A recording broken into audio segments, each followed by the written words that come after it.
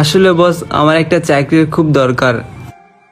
একটা ভালো চাকরি নাই দেখে, কিছু করি না দেখে কারোর সঙ্গে চলাফেরা করতে পারি না।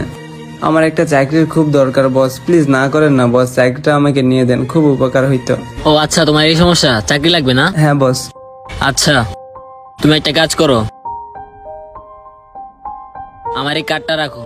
আমার অফিসে লোক লাগে, ঠিক আছে? তুমি আমার অফিসে আইসো। আচ্ছা ঠিক আছে বস, তাইলে আমি গেলাম বস। আচ্ছা ওকে।